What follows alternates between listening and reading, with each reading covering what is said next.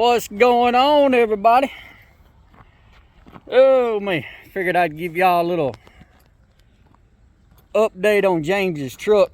And then what I'm gonna be doing, I guess, the next couple of days. But anyway, talked to James this morning, and he had here, I don't know, a couple of weeks ago, I think I've done a video, I think I did, updating y'all, saying that his car shield insurance said that they was going to pay for the motor, and they approved it, and they signed off on it and all that good stuff. So that was good. They was just waiting for a motor to come in, and so that way they could put it in. And so I talked to him this morning, and the motor came in, and they got it out of a wrecked truck, and they got it put in and everything. And then he was telling me, I guess the other day, he said they crunk it up and sat there and ran fine, and then I guess they was gonna go cut it off and cut it back on, was gonna go change or go do a test drive on it and whatnot, and then basically done the exact same thing as this first one did. It didn't sling a rod and put it through the block, but it did crack the block. What they are thinking has happened, and they're thinking that the same thing happened to his old one, which was the cause of his old one. They don't know for sure, but that's what they're thinking. Is whenever they noticed it cracked the block, they drained the oil and everything out of it, and it was like 50-50, half water or half coolant and half oil. So coolant was getting into the oil.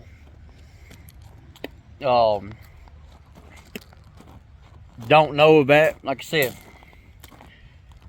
don't know if that's just a coincidence and that something like that happened, or if it's actually something going on with that particular style motor, which his truck's a 2017 GMC Sierra 2500 HD with a 6.6 liter Duramax.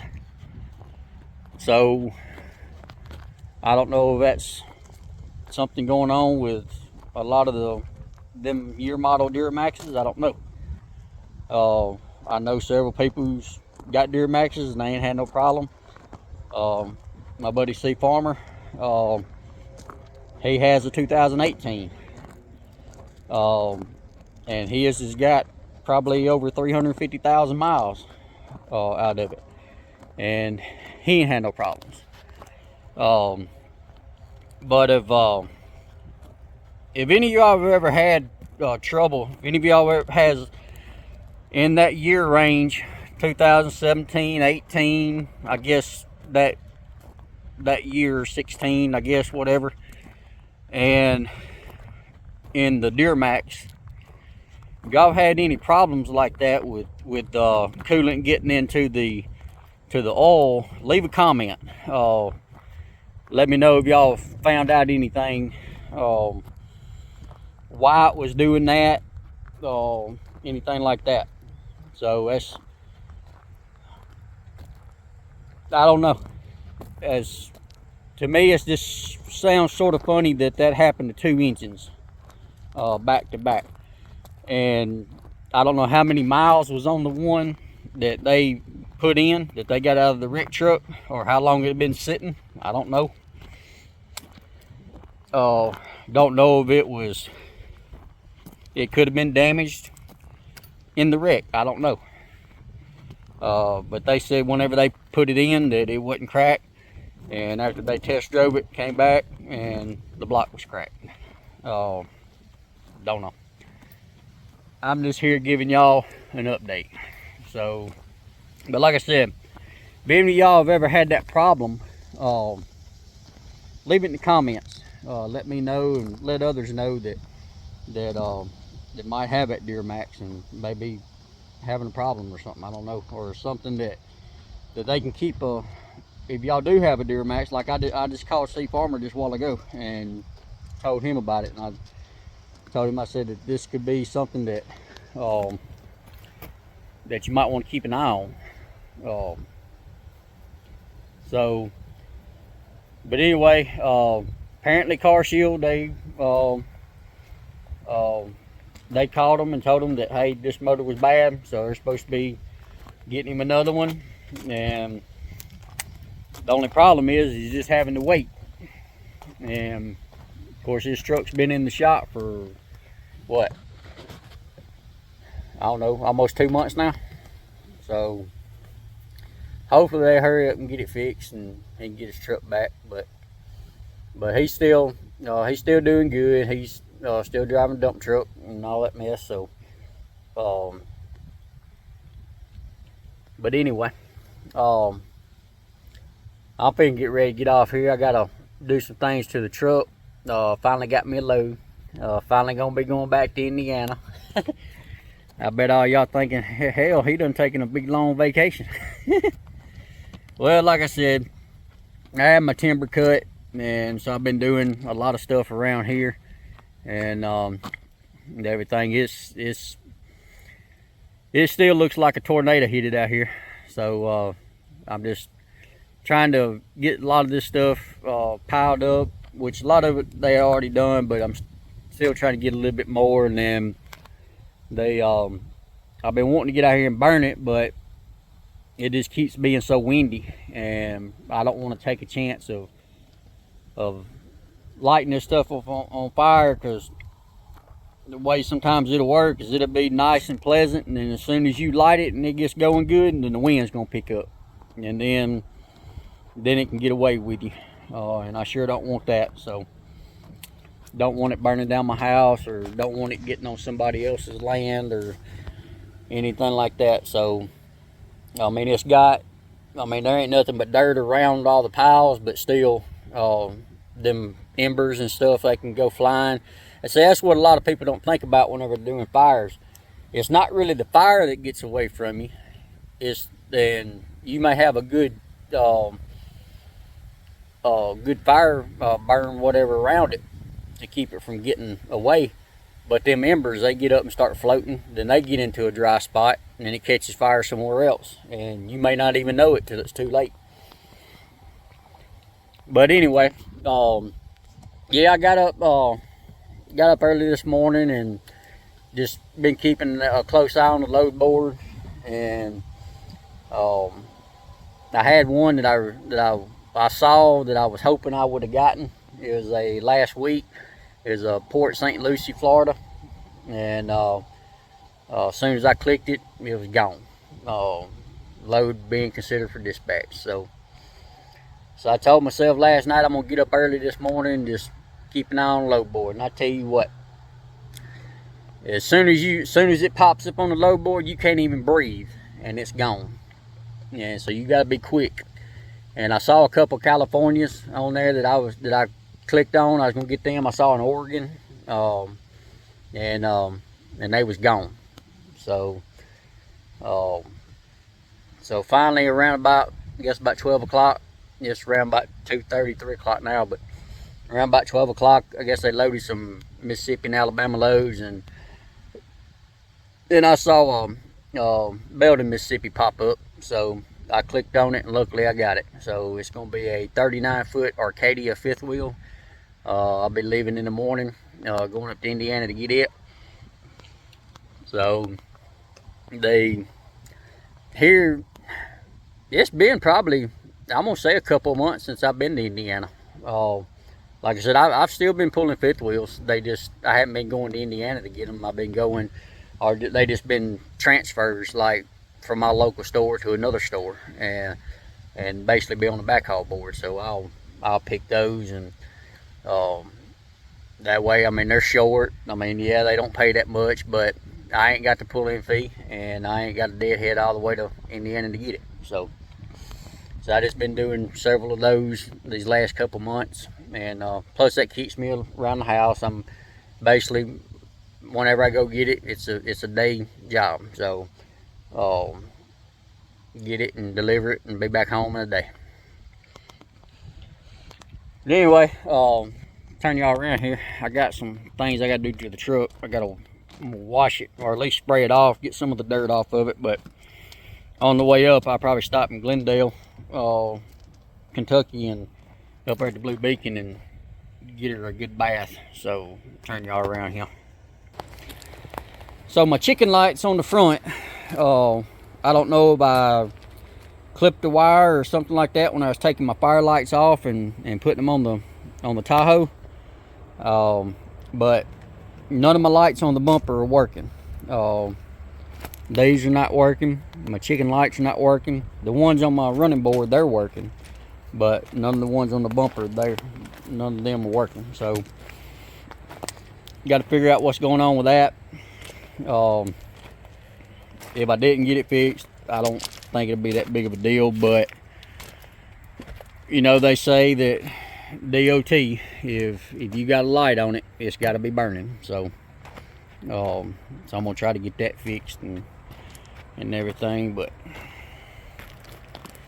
yeah, I gotta do that, and then just spray off. She got a little bit of mud and stuff like that, get cleaned up, and I gotta get the truck back, basically back together the way I like it on the inside. And because when they start loading the boards back up, hopefully here pretty soon now, then I'll try to get some loads. But as y'all can see, let's see, there's a big old pile there. We got another pile over there. Over on the other side of the driveway, there's a few big old piles. And y'all see the winds blowing. So I don't know if y'all hear it, but anyway, I figured I'd just, like I said, give y'all an update on James's truck, and then let you know what I'm gonna be doing next couple of days, and then hopefully I can get me another load when I get back.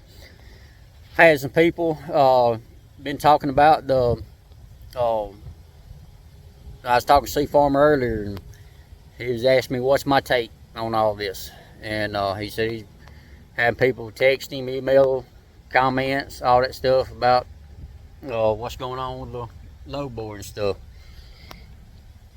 Honestly, I don't know. It's hard for everybody right now. Like I said, luckily, I'm in a situation to where, I mean, yeah, it hurts, but it's not hurting me as bad as what it's hurting other people, with it being slow. Like I said, I got a couple more sources of income coming in. I do woodworking. I build like outdoor furniture and stuff like that. Mobile home steps and all that mess, and I help my buddy sometimes cut trees, so get my tractor out and help him load them up. So I mean, I got a few other sources of income that I do whenever things are slow. And plus, like I said, I had this timber cut, so that gave me a pretty good chunk of money whenever I got that. But of course, all the stuff I've been doing, paying off a few bills and getting things and redoing my driveway and stuff like that, that money's pretty much almost done gone now. So now I gotta get back to work. but yeah, as far as what's going on with load board, I don't know. Like I said, they'll pop up on there sometimes, and then sometimes they'll flood them. But with everything being so slow and people fighting for loads, like I said, as soon as it goes on there, I mean, you can't even breathe and it's gone. So I don't know. Mr. Tennessee, he done a video the other day, sort of talking about it and everything, and they about people getting into it right now, and I'm about the same as him, and I agree with him. Right now, honestly, is not a good time to get into it. I'm gonna tell you, just like he done on his channel. If you got a job right now, and you're, even though you may not be completely happy with that job, if you're making money and paying your bills, I would stay with it right now. And then whenever loads start picking back up, of course, me and C Farmer, Miss Tennessee, and everybody else out here that does videos, that we'll get on here and tell you that it's starting to pick back up, and then that might be a good time to get into it. But right now, I wouldn't jump into it, because especially if you got a family to support, and that's going to be your only means of income, honestly, I wouldn't do it. Now, don't get me wrong, it's a good job, and I mean, a lot of people say, oh, you can't make no money in it. Yeah, you can make money in it, if you do it right. And like I've said in some other videos, you just got to be smart of how you manage your business. You got to keep your personal and business separate.